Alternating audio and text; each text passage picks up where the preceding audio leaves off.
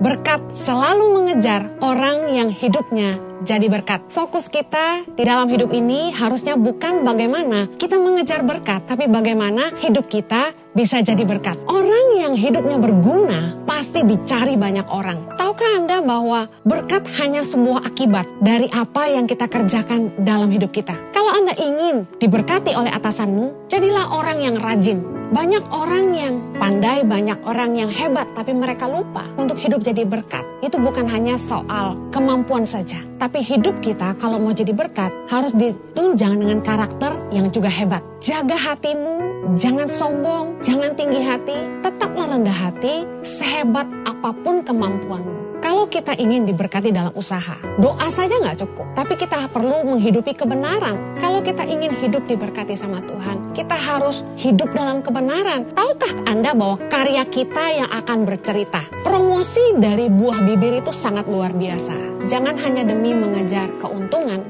kita tidak menjaga kepercayaan orang.